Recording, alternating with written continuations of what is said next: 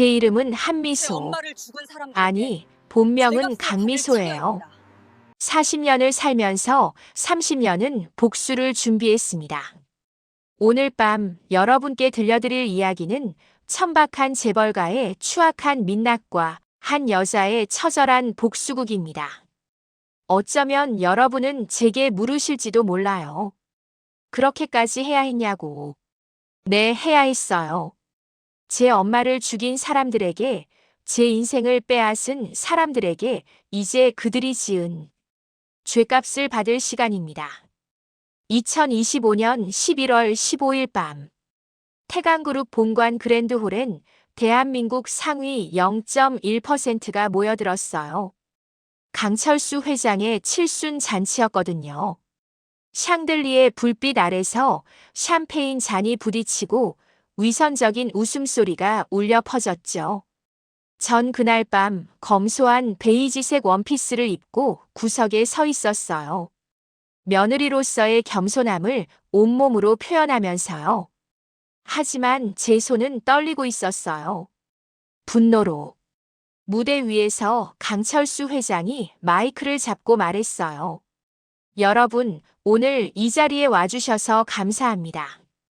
제가 이 나이까지 올 수 있었던 건 저는 그의 얼굴을 빤히 쳐다봤어요. 아버지. 네, 그 사람이 제 친아버지예요. 하지만 그는 몰랐죠. 자기 며느리가 사실은 자기가 버린 딸이라는 걸. 객석 한쪽에 앉은 박복자. 68세, 진주 목걸이에 고급 한복을 걸친 그녀는 완벽한 미소를 짓고 있었어요. 하지만 그녀의 눈은 얼음처럼 차가웠죠. 그 눈이 저를 향했어요. 전 고개를 더 숙였어요. 순종적인 며느리인 척하면서 조금만 더 참아 미소야. 30년을 기다렸잖아. 1시간 후 연회장에서 저는 한약을 담은 사발을 쟁반에 올려 박복자에게 가져갔어요. 어머님, 보약 드시라고 가져왔습니다. 한의원에서 특별히 다려온 거예요. 박복자는 사발을 집어들더니 한 모금 마셨어요. 그리고는 바닥에 내던졌죠. 이게 뭐야? 어디서 천한 출신이 내 몸에 손을 대. 내가 뭘 안다고. 함부로 보약을 달아와.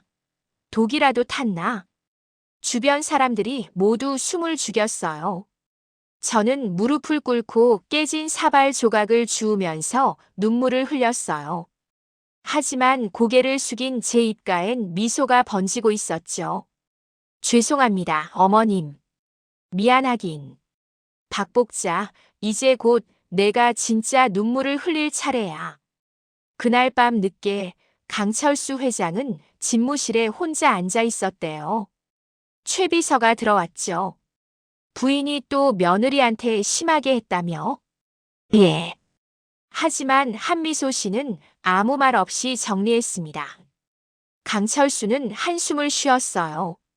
참, 저 여자가 왜 저렇게 며느리를 못 살게 구는지 모르겠어. 최 비서가 조심스럽게 말했죠. 회장님께서 과거의 부인 아닌 다른 분과의 일이 있었다는 소문이 있던데 그것 때문 아닐까요? 강철수의 목소리가 날카로워졌어요. 그런 소문 퍼뜨리는 놈 있으면 당장 잘라. 최 비서가 나가고 강철수는 책상 서랍을 열었어요. 안에는 낡은 흑백 사진 한 장. 젊은 시절의 강철수와 모르는 여자가 웃고 있는 사진이었죠. 미안해. 정말 미안해. 그 사진 속 여자가 바로 제 엄마 서은혜예요. 다음 날 아침 6시. 태강그룹 회장 저택 정문 앞에 낡은 유모차 한 대가 덩그러니 놓여 있었어요. 바퀴는 녹슬고 천은 헤어져 있었죠. 경비원이 급히 보고했고 곧 강철수 회장과 박복자, 최 비서가 거실에 모였어요. 최 비서가 장갑을 끼고 유모차 안을 뒤지더니 낡은 편지 한 통을 꺼냈어요. 당신이 죽인 아이가 살아있어. 강철수는 그 자리에서 주저앉았어요. 얼굴은 새하얗게 질려 있었죠. 박 복자가 차갑게 물었어요. 여보, 이게 무슨 소리예요? 아, 아니야. 장난이겠지. 장난. 당신 표정이 장난처럼 보여요. 박 복자는 편지를 빼앗아 자세히 봤어요. 편지 아래 서명 부분은 30년 전 강철수의 필체와 똑같았죠. 박 복자의 눈빛이 날카로워졌어요. 최비서, 이거 조사해. 누가 보내는지, 왜 보내는지. 하나도 빠짐없이. 강철수는 고개를 떨구고 아무 말도 하지 못했어요. 그 모든 걸 전 제 방 창문 너머로 지켜보고 있었죠. 제 입가엔 차가운 미소가 번졌어요. 핸드폰을 꺼내 문자 메시지를 확인했어요. 최비서에게서 온 거였죠. 1단계 성공. 회장 완전히 동요함. 전 침대 밑에서 낡은 상자 하나를 꺼냈어요. 상자 안엔 또 다른 편지들, 오래된 사진들, 그리고 강철수와 어떤 여자의 결혼 반지가 들어 있었어요. 엄마, 이제 시작이야. 그날 저녁 박 복자는 화장대 앞에 앉아 거울 속 자신의 얼굴을 빤히 쳐다봤대요. 그리고 서랍을 열고 오래된 수첩을 꺼냈죠. 수첩 속엔 이렇게 적혀 있었어요. 1995년 3월 12일. 그 여자 아이 낳음. 딸. 1995년 3월 15일. 처리 완료. 박 복자는 수첩을 덮으며 입술을 깨물었어요. 죽었는데, 분명히 죽였는데. 그녀의 손이 떨리고 있었죠. 네, 박 복자는 저를 죽이려고 했어요. 태어난 지 사흘 만에. 다음 날 오전, 박 복자가 제 방 문을 거칠게 열고 들어왔어요. 뒤따라 하녀 2명이 들어왔죠. 뒤져. 하녀들이 옷장과 서랍을 뒤지기 시작했어요. 저는 놀란 척하며 침대에서 일어났어요. 어머님. 무슨 일이세요? 입 닥쳐. 내가 뭘 숨기고 있는지 다 알아. 옷장이 열리고 옷들이 바닥에 내던져졌어요. 서랍이 뒤집히고 책들이 흩어졌죠. 전 눈물을 글썽이며 무릎을 꿇었어요. 어머님, 제발 제가 뭘 잘못했는지 말씀해 주세요. 넌 존재 자체가 잘못이야. 그때 하녀 하나가 서랍 깊숙한 곳에서 서류 봉투를 꺼냈어요. 부인, 이거. 박 복자가 봉투를 낚아챘어요. 펼쳐보니 불임 진단서였죠. 역시. 아이도 못 낳는 주제에 우리 집에 붙어 있었어. 죄송합니다, 어머님.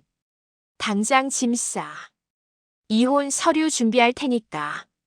박 복자는 진단서를 들고 나갔어요. 하녀들도 따라 나가고 방엔 저만 남았죠. 문이 닫히자마자 제 눈물이 뚝 그쳤어요. 전 침대 밑에서 핸드폰을 꺼내 최비서에게 문자를 보냈어요. 2단계 성공. 불임 진단서 믿기 물었음.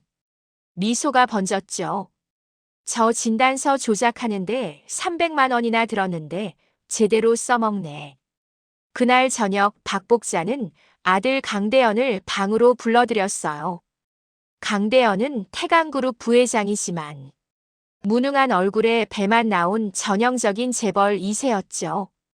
대현아, 내 마누라 아이 못 낳는데. 예? 그게 무슨. 진단서 봤어. 불임이야. 그런 여자 데리고 있어봤자 우리 강시대가 끊긴다. 하지만 어머니 미소는. 닥쳐. 엄마 말 안 들을래. 강대현은 주눅들어 고개를 숙였어요. 내가 좋은 여자 하나 소개해 줄게. 재벌가 딸이야. 학벌도 좋고 집안도 좋고. 당장 만나봐. 네, 어머니. 그날 밤 전 최비서와 모텔방에서 만났어요. 최비서가 서류 뭉치를 건넸죠. 박 복자가 대현 씨한테 맞선 보라고 압박하고 있어요. 예상대로네. 그럼 다음 단계로 넘어가자. 전 최비서의 손을 잡았어요. 오빠 고마워. 오빠 없었으면 여기까지 못 왔어. 최 비서는 진지하게 말했어요. 미소야, 우린 이미 돌아올 수 없는 다리를 건넜어. 끝까지 가자. 네, 최 비서는 제 공범이에요. 아니, 사실은 그 이상이죠. 우린 15년 전부터 함께 이 복수를 계획해왔어요. 며칠 후 강철수 회장이 최 비서를 불러들였어요. 최 비서, 내가 부탁 하나만 할게. 강철수는 책상 서랍에서 두꺼운 봉투를 꺼냈어요. 현금이 빼곡히 들어있었죠. 이거 30년 전 일이야. 조사해줘. 내가 낳은 아이가 정말 살아있는지. 어떤 아이 말씀이십니까? 서은혜라고. 내 첫사랑이었던 여자야. 그 여자가 내 아이를 임신했었어. 딸이었지. 근데 강철수는 말을 잇지 못하고 고개를 떨궜어요. 복자가 그 아이를 없앴어. 태어나자마자. 근데 그 편지를 보니까 혹시나 싶어서. 제발 찾아줘. 최 비서는 봉투를 받았어요. 최선을 다하겠습니다. 최 비서가 복도에 나와서 제게 문자를 보냈죠. 회장이 물었다. 3억 받았음. 다음 수순 진행. 그날 저녁 박 복자가 주방으로 들어왔어요. 전 설거지를 하고 있었죠. 야. 전 돌아봤어요. 너 내일까지 짐 싸. 이혼 서류 준비됐어. 전 눈물을 흘리며 말했어요. 어머님, 제발 한 번만 용서해 주세요. 용서? 박 복자가 비웃었어요. 넌 용서받을 자격도 없어. 박 복자가 제 머리채를 잡았어요. 넌 애초에 우리 집 며느리 될 그릇이 아니었어. 전 비명을 질렀죠. 아! 갑자기 문이 열리고 강대현이 들어왔어요. 어머니, 뭐 하시는 거예요? 대현아, 넌 가만히 있어. 미소가 뭘 잘못했다고 이러세요? 이 여자가 아이를 못 낳는다고. 그래도 데리고 살 거야. 강대현은 말문이 막혔어요. 전 바닥에 주저앉아 울음을 터뜨렸죠. 박 복자는 비웃으며 나갔어요. 강대현은 저를 부축했지만 그의 눈빛엔 이미 회의감이 번지고 있었어요. 일주일 후 태강그룹 본사 회의실에 모두가 모였어요. 강철수, 박 복자, 강대현, 최 비서, 그리고 중년 남자 하나. 서진우, 초췌한 얼굴에 낡은 양복 차림이었죠. 최 비서가 말했어요. 회장님, 이분이 유모차를 보낸 사람입니다. 강철수의 목소리가 떨렸어요. 당신이 왜? 서진우가 차갑게 말했죠. 회장님, 저 기억하세요? 서은혜, 제 누나였습니다. 강철수의 얼굴이 하얗게 질렸어요. 박 복자가 경계하며 물었죠. 서은혜가 누군데? 당신이 죽인 여자예요. 서진우는 가방에서 낡은 서류 뭉치를 꺼냈어요. 1995년 3월 12일. 제 누나는 회장님 아이를 낳았어요. 딸이었죠. 근데 그 다음 날 누나는 죽었어요. 병원 기록엔 산후합병증이라고 되어 있지만 서진우가 박 복자를 가리켰어요. 이 여자가 죽인 거예요. 박 복자가 벌떡 일어났어요. 증거도 없이 함부로 말하지 마. 증거? 여기 있잖아요. 서진우는 또 다른 서류를 꺼냈어요. 병원 뇌물수수 기록이었죠. 당신이 병원에 돈 준 기록이에요. 누나 죽이고 입 막으려고. 강철수는 의자에 주저앉았어요. 복자, 당신이 정말. 박 복자는 입술을 깨물었어요. 그때 서진우가 폭탄 선언을 했죠. 그리고 회장님, 당신 아들 강대현 씨. 그 사람 당신 아들 아니에요. 회의실이 얼어붙었어요. 뭐라고? 박복자 씨가 바꿔치기 한 겁니다. 당신 진짜 핏줄은 딸이었어요. 근데 박복자가 자기 친아들을 후계자로 만들려고 당신 딸을 버리고 자기 아들을 당신 아들이라고 속인 거예요. 강대현이 충격받아 소리쳤어요. 그게 무슨 소리야? 박복자는 새하얗게 질렸죠. 거짓말이야. 거짓말. DNA 검사해보시죠. 강철수가 박복자를 노려봤어요. 복자, 이게 사실이야? 박복자는 대답하지 못하고 뒷걸음질 쳤어요. 아니야, 나는. 바로 그때 전 회의실 문을 열고 들어갔어요. 모두의 시선이 제게 집중됐죠. 전 차갑게 웃으며 강철수를 바라봤어요. 안녕하세요, 아버지. 강철수가 멍한 표정으로 물었어요. 뭐? 제가 당신이 버린 딸이에요. 서은혜의 딸. 당신 진짜 핏줄. 강철수는 숨이 막힌 듯 가슴을 움켜쥐었어요. 박복자가 비명을 질렀죠. 말도 안 돼. 넌 죽었어. 내가 직접. 박복자는 입을 막았지만 이미 늦었어요. 전 차갑게 말했어요. 죽었다고요? 어머님이 직접 죽였다고요? 박복자는 거품을 물고 비틀거리다가 바닥에 쓰러졌어요. 강대현이 황급히 어머니를 부축했죠. 어머니, 어머니. 강철수는 저를 멍하니 바라봤어요. 정말 내가 내 딸이야? 전 가방에서 DNA 검사 결과지를 꺼냈어요. 증거 여기 있어요. 99.9% 일치. 강철수는 서류를 받아들고는 그대로 의자에 쓰러졌어요. 한쪽 얼굴이 일그러졌죠. 뇌졸 중이었어요. 최 비서가 당황한 척하며 소리쳤어요. 회장님, 119 불러. 회의실이 아수라장이 됐어요. 다음 날 강철수와 박복자 모두 중환자실에 입원했어요. 복도에 강대현이 멍하니 앉아 있었죠. 완전히 넋이 나간 얼굴이었어요. 전 그에게 다가갔어요. 오빠. 강대현이 고개를 들었어요. 눈엔 눈물이 가득했죠. 미소야, 아니 너.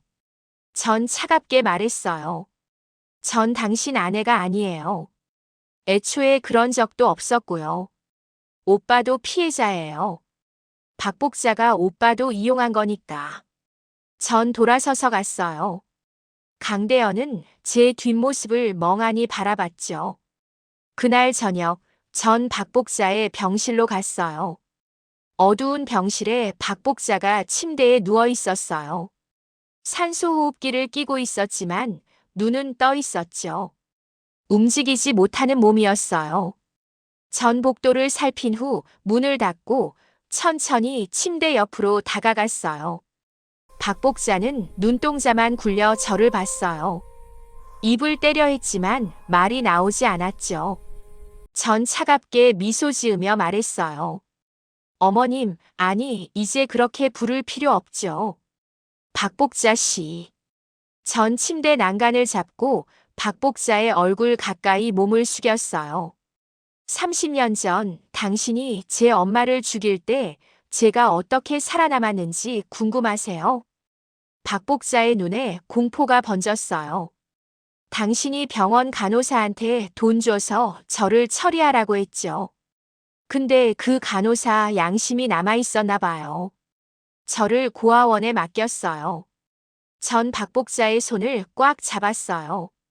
박복자는 고통스러워했지만 소리를 낼 수 없었죠. 전 고아원에서 자랐어요. 매일 밤 엄마는 어디 있을까 울면서. 근데 나중에 알았죠. 엄마가 왜 죽었는지, 누가 죽였는지. 제 눈에서 눈물이 흘렀어요. 하지만 표정은 차가웠죠. 15년 동안 준비했어요. 강철수 아들 옆에 붙으려고. 당신 곁에 들어가려고. 복수하려고. 박복자는 눈물을 흘렸어요. 전 그녀의 귀에 속삭였어요. 이제 시작이에요, 박복자 씨. 당신이 가진 거 하나씩 다 뺏어줄게요. 재산, 명예, 가족 전부. 전 몸을 일으키며 박복자의 이마를 쓰다듬었어요. 마치 어린아이를 달래듯. 편히 쉬세요. 지옥까지 가는 길이 멀잖아요. 전 돌아서서 나왔어요. 병실 문이 닫히고 박복자는 눈물을 흘리며 천장을 바라봤을 거예요. 그날 밤 전 옥상으로 올라갔어요. 최 비서가 커피 2잔을 들고 왔죠. 어때? 속 시원해. 전 커피를 받으며 말했어요. 아니, 아직 멀었어. 최 비서가 제 옆에 섰어요. 미소야, 우린 이제 진짜 돌아갈 수 없어. 알아. 처음부터 돌아갈 생각 없었어. 우린 잠시 침묵했어요. 야경이 펼쳐진 도시를 내려다보면서. 다음 단계는 강철수 재산 다 빼앗아. 법적으로 내가 진짜 상속자니까 가능하겠지. 변호사들 이미 준비시켜뒀어. 전 차갑게 웃었어요. 좋아. 그럼 시작하자. 진짜 복수를. 며칠 후 새벽 전 최비서와 함께 저택 정원에 섰어요. 앞에는 그 낡은 유모차가 있었죠. 최비서가 물었어요. 태워? 응. 이젠 필요 없어. 전 라이터를 꺼내 불을 붙였어요. 유모차에 불이 붙었고 주황빛 불꽃이 어둠 속에서 타올랐어요. 우린 불타는 유모차를 바라봤어요. 엄마, 이제 시작이에요. 당신이 겪은 고통 100배로 돌려줄게요. 불길이 점점 커졌어요. 다음 날 아침 강대현이 거실 소파에 앉아 멍하니 TV를 보고 있었어요. 뉴스가 나왔죠. 태강그룹 강철수 회장, 뇌졸중으로 쓰러져 경영 일선에서 물러날 것으로 보여. 강대현은 리모컨을 벽에 던졌어요. 리모컨이 산산조각 났죠. 제기랄. 하녀들이 놀라서 움찔했어요. 그때 전 계단을 내려갔어요.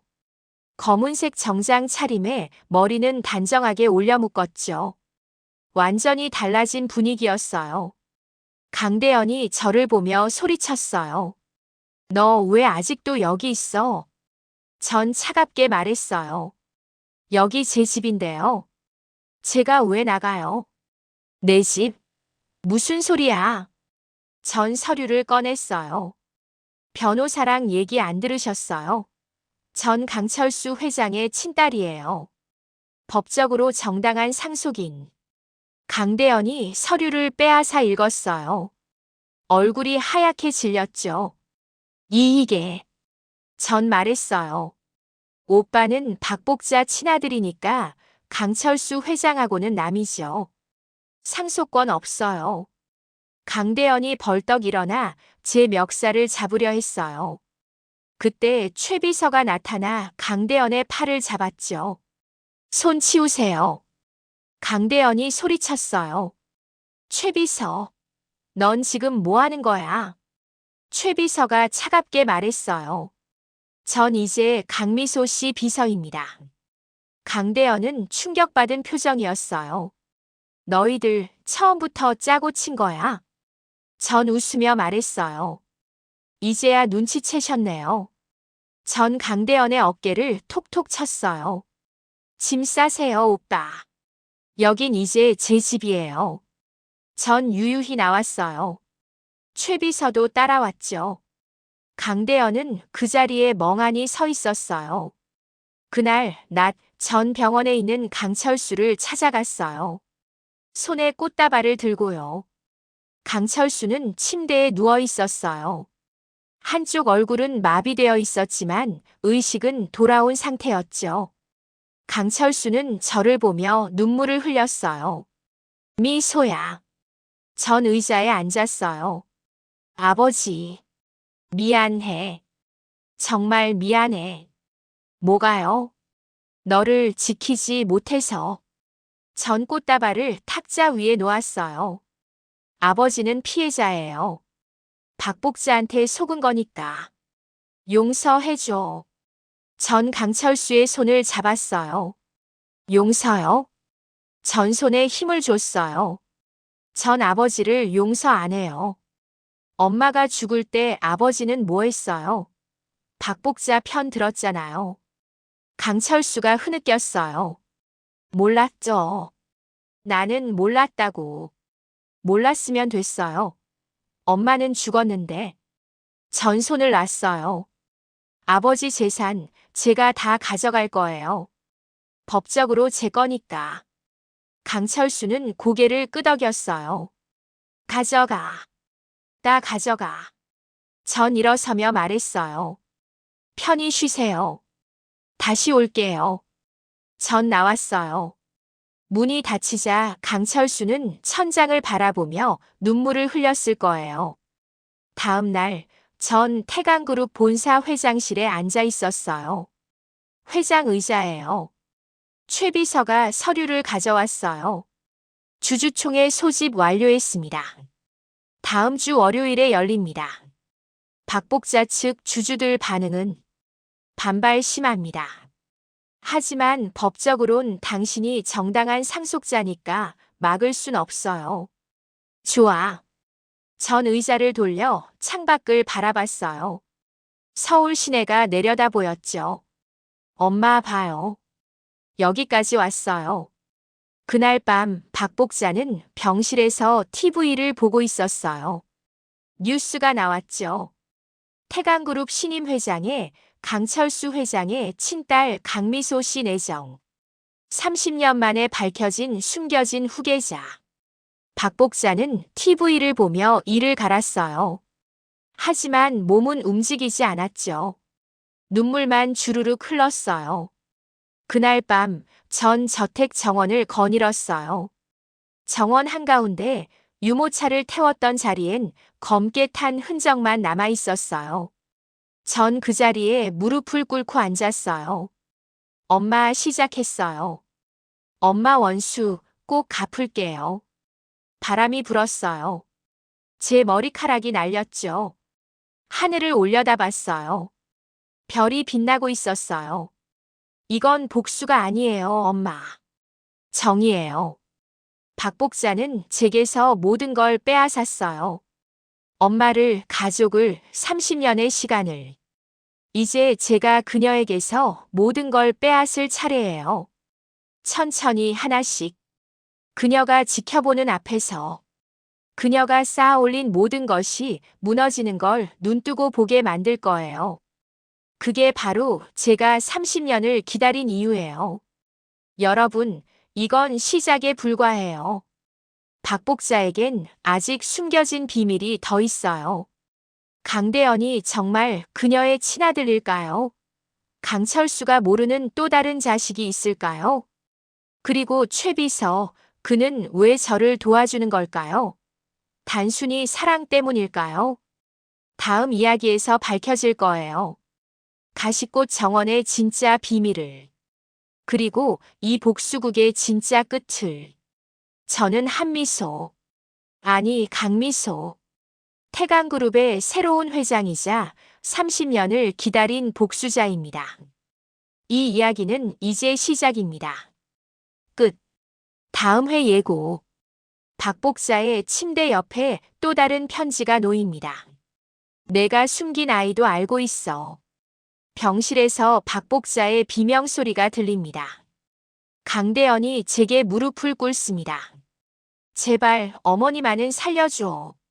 하지만 전 차갑게 말하죠. 당신 어머니가 우리 엄마한테 그랬나요? 그리고 회장실 문이 열리며 낯선 남자가 들어옵니다. 안녕하세요, 누나. 저도 강철수의 자식이에요. 제 얼굴이 굳습니다. 가시꽃 정원 2회에서 계속됩니다.